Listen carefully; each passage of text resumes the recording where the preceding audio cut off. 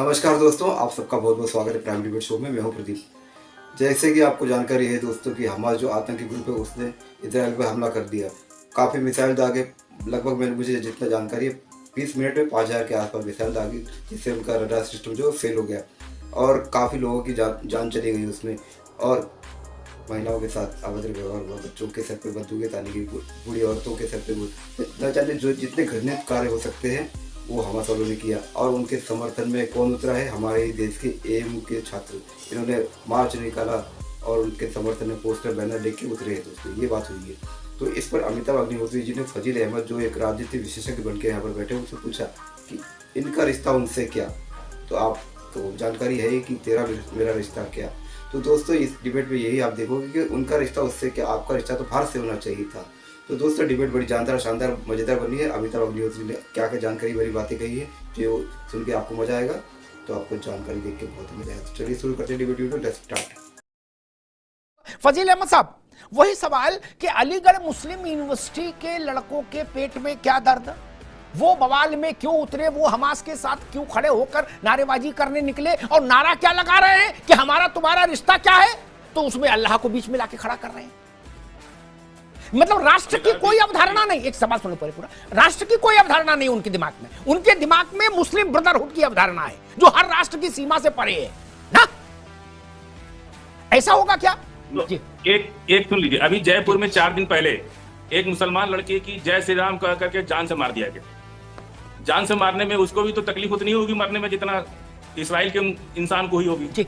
भारत में जितनी भी लिंचिंग हुई है सभी जय श्री राम कह के होती है, और जहां भी मुसलमानों को मारा पीटा जाता है वहां जय श्री राम कहा जाता है। ये सही है आपके हिसाब से? नंबर एक बात। दूसरी बात मैं कह रहा हूं, नहीं ऐसा नहीं किसी ने कहा। मस्जिद अक्सा, सुन लीजिए अपनी बात अपने अपने अपने आधार पर बोलो, दूसरे के आधार पर नहीं कहो। दिलावा साहब एक बार पहले उनकी बात जय श्री राम को आके मार देना ठीक है? जय श्री राम को आके मार देना ठीक है? जय श्री राम धार्मिक नारा है कि नहीं? जय श्री राम धार्मिक नारा है कि नहीं, हम पूछना चाहते हैं। ठीक है, आपकी बात आ गई। धर्म के है कि नहीं? ठीक। गाजा पट्टी में क्या हो रहा है? ये इब्राहिम पट्टी तो है नहीं बलिया की, गाजा पट्टी है। और फिर इजराइल में क्या हो रहा, यहां अलीगढ़ वाले को इससे क्या समस्या पैदा हो रही है भाई? क्या शाहबुद्दीन साहब, क्या पूरी दुनिया में सारे राष्ट्र की सीमाओं को नकार कर मुस्लिम ब्रदरहुड पैदा करने की कोशिश है क्या भाई? इसलिए हमास के साथ भी खड़े हो जाएंगे, बोले जी जहां जहां इस्लाम का मसला है वहां हम खड़े होंगे। ये तर्क तो ठीक नहीं। हमास के साथ खड़े होने के बाद फिर कोई बात बचती है क्या? हिंदुस्तान में लिंचिंग अगर हुई तो हिंदुस्तान के लोगों ने उसकी निंदा की, चाहे मुसलमान ने हिंदू को मारा चाहे हिंदू ने मुसलमान को मारा, और न्याय की प्रक्रिया उसमें चली। इस आधार पर जो इजराइल में हमास कर रहा है उसकी पैरवी होगी। मौलाना साहब, मसला ये भी है कि भारत सरकार के टैक्स के पैसे, भारत के लोगों के टैक्स के पैसे से अलीगढ़ मुस्लिम यूनिवर्सिटी में बिजली जल रही है, पानी जा रहा है, मास्टरों की तनख्वाह जा रही है। ठीक, वहां पढ़ाई के छोड़कर ये काम होगा क्या? ये तरीका ठीक नहीं। चाहे जेएनयू में देश तोड़ने का नारा लगे और चाहे हमास के लिए वहां छाती पीटी जाए एएमयू में, ये नहीं चल सकता। देश ने एक रुख तय किया विदेशी मामले में। इस देश के हर नागरिक का दायित्व है कि वो देश के राष्ट्र के रुख के साथ खड़ा हो। नहीं मान रहा, खामोश रहिए। लेकिन आप राष्ट्र के रुख के विपरीत रुख रखे भारत के नागरिक होके, ये ठीक नहीं ना। मेरा मसला सिर्फ इतना सा है, आप भारत के नागरिक हैं, आप हमारे जिंदाबाद कर रहे हैं यहां खड़े होके और कह रहे मेरा तेरा रिश्ता क्या, ला इलाहा इल्लल्लाह। ये तो नहीं चलेगा। कोई ऐसा बवाली मुद्दा हो, ऐसा हो नहीं सकता कि अलीगढ़ मुस्लिम यूनिवर्सिटी उसमें बढ़ चढ़ के भाग ना ले। ठीक, जिन्ना का फोटो लगाना हो अलीगढ़ मुस्लिम यूनिवर्सिटी, अरुणाचल को चीन का भाग दिखाना हो अलीगढ़ मुस्लिम यूनिवर्सिटी प्रदर्शनी लगाती है, कश्मीर को भारत का हिस्सा न मानने वाला नक्शा बनाना हो अलीगढ़ मुस्लिम यूनिवर्सिटी। ठीक, भारत में जो आरक्षण की व्यवस्था संवैधानिक तौर पर भारत ने मंजूर की उसको लागू ना करना हो अलीगढ़ मुस्लिम यूनिवर्सिटी, और हमास के लिए छाती पीटना हो अलीगढ़ मुस्लिम यूनिवर्सिटी। इसमें पढ़ाई छोड़ के बाकी सब काम हो रहा है लग रहा। फिर आपकी सरकार दिल्ली में और लखनऊ में क्या कर रही है, ये भी सवाल उठता है, क्योंकि पैसा मेरा जा रहा है मित्र। ये भाजपा और सपा का पैसा थोड़ी ना है कि पैसा तो मेरे टैक्स का भी जा रहा है ना। क्या इस देश के अंदर के मसले हम आपस में चर्चा करके सुलझाएंगे? समर्थन में नारे भी लगेंगे, विरोध में नारे भी लगेंगे। ठीक, लेकिन क्या कोई ये हिमाकत इस देश में रहते हुए करेगा कि हमास के लिए छाती पीटेगा, हमास के लिए नारा लगेगा? मौलाना साहब, जहां पर ना हमास का समर्थन किया जा सकता है और ना हमास के समर्थन में हिमायत में छाती पीटी जा सकती है। जो बच्चे स्टूडेंट्स जो छाती पीट रहे हैं या हिमायत कर रहे हैं बकौल आपके, तो उनको समझाने की जरूरत है, उनको मोटिवेट करने की जरूरत है। मगर ये जो अभी मोहतरम जो बोल रहे थे वो इस्लाम पर आतंकवाद का इल्जाम लगा रहे थे, तो आतंकवाद का इल्जाम इस्लाम पर किसी मजहब पर नहीं लगाया जा सकता। और अगर यही बात होगी तो पलट के अगर मैं कह दूं आपके मजहब के ताल्लुक से तो आपको भी बुरा लगेगा। अरे मुझे ये बताइए ना, जब आईएसआईएस पे कार्रवाई होती है तो आप लोग क्या छाती पीटते हो? जब इस प्रकार हमास आतंकवादी हमला करता है तब उन्हें दही जमा लेते हो, लेकिन जब हमास पे कार्रवाई हो रही है तो चिल्ला रहे हो तेरा मेरा रिश्ता क्या, ला इलाहा इल्लल्लाह। जब पाकिस्तान के अंदर कोई काम होता है अच्छा तो आप लोग वहां पर पटाखे जलाते हो। पाकिस्तान जीतता है तो यही मुस्लिम यूनिवर्सिटी है जहां पर आप लोग पटाखे जलाते हो।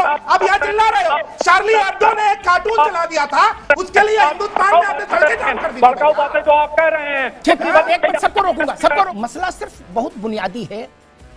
किसी को अच्छा लगे हमास के ने जो बर्बरता की, हो सकता है कोई ऐसा भी राक्षस हो जिसको वो काम अच्छे लगे हों। फिर भी मेरा तर्क ये है, इसी पर लोगों से मैं आप सबसे टिप्पणी मांग रहा हूं, मेरा तर्क ये है कि भारत में रह के आप भारत का जो राष्ट्रीय रुख है किसी भी अंतर्राष्ट्रीय घटना पर, उसी के साथ आपको खड़ा होना होगा। आप भारत के रुख के विरुद्ध दूसरा रुख नहीं ले सकते, और वो रुख तो कतई नहीं ले सकते जो आतंकी संगठन के बर्बर और नृशंस कामों को ग्लोरीफाई करे। मिश्रा, ठीक है साहब। फजील साहब, एक सवाल है, जो नारा लगा उस नारे को मैं आ रहा हूं आपके पास आऊंगा।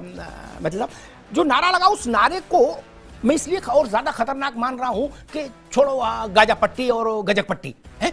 अभी की मसला यह कि मान लीजिए कल को हमारी पड़ोसी से जंग हो जाए, भारत पाकिस्तान की लड़ाई हो जाए, तब ये नारा तो हमारे गले में फांस हो जाएगा। अलीगढ़ में चाट पकौड़ी खाते हुए नारा लगेगा मेरा तेरा रिश्ता क्या, तो नारा तो वही वहां भी फिट बैठेगा। ये जो नारा लगा था, जो मजिल साहब ने पूरा सुना भी दिया, ये तो नहीं चलेगा।